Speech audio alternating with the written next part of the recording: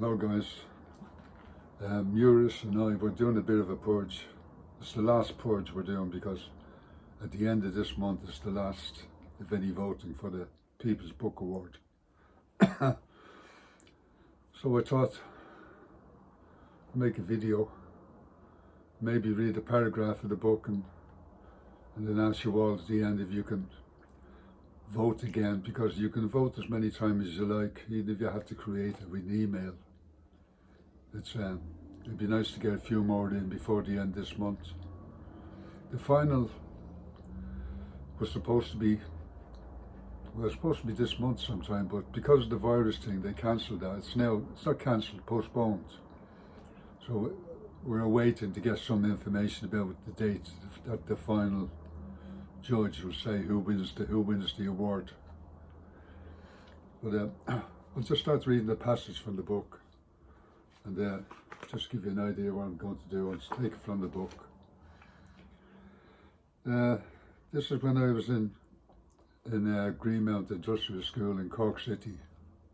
I'd been there for about 3 months. I made one good friend. His name was Ginger.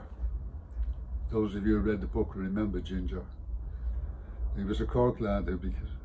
He was sent there when he was 6 years of age, and he's been there now for 6 years.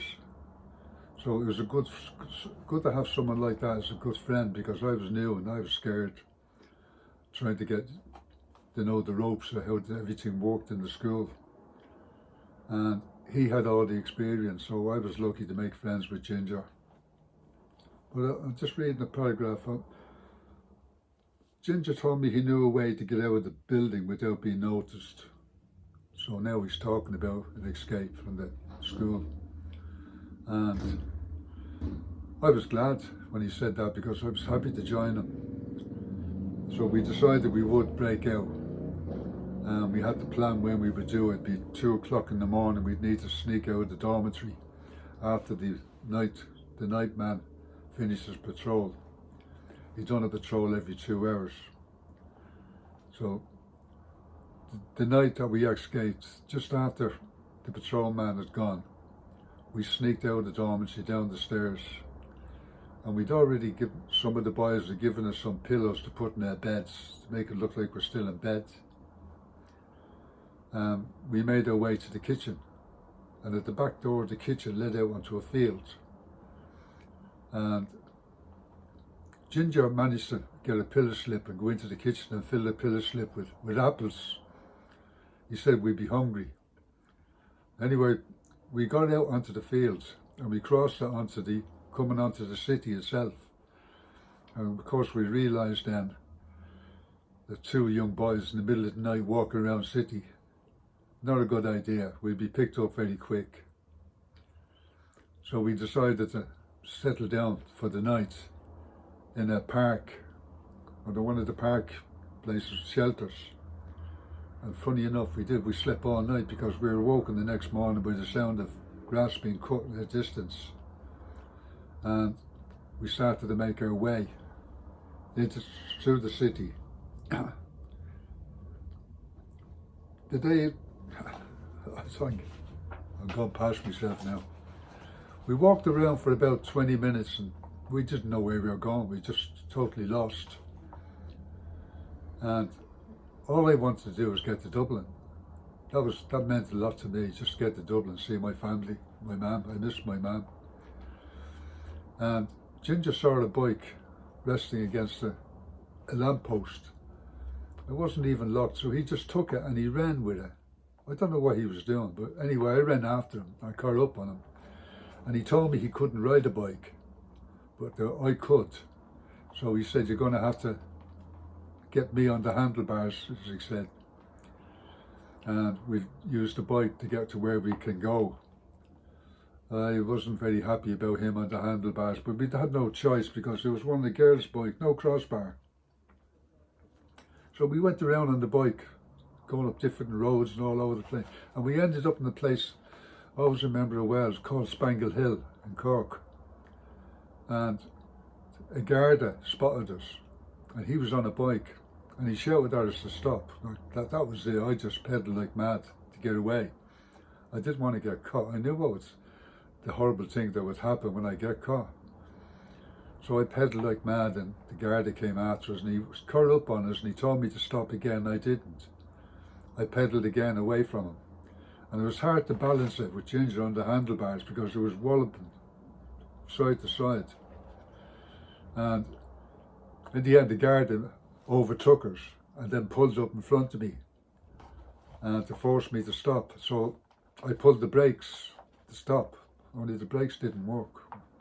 And I collided with the Garda, and all three of us ended up across the road with our cuts and bruises. And the apples were all stretched all over the roads, the apples that Ginger brought with him. I tried to get up and run, but the Garda shouted at me, "Stop, young boy, I'll kick the arse off you." I remember him saying that. And I did stop, and he caught me by the collar and brought me over to where Ginger was checking out his wounds, sitting on the wall. Eventually, we were taken down to the police station. They gave us mugs of tea and as many buns as we wanted. They called it school. Brother Peter had to come and collect us. He had a white van, and he collected us in this white van and took us back to the school. Ginger and I never spoke for that journey back to the school. When we got back, we were badly punished. We were beaten, and we spent the next few days up and down to the infirmary for the nurse to heal our wounds. And then we were taken onto the square in the yard, and in front of all the kids, we had both of us, Ginger and I, had our heads shaved, and really shaved, I mean completely bald. And that wasn't very pleasant either. It broke my heart to have my head shaved. But for about 2 months after that, we were classed as runners, so we'd be watched all the time. But after about 2 months, that eased off a bit. And Ginger and I talked again about doing it again. Only this time we needed to have a better plan. Later on, I will talk about, in the next video I do, I'll probably talk about the time when I was moved from Greenmount Industrial School to Upton Industrial School. When I actually escaped from there, I called that the big escape, because I was out for a long time before I got caught.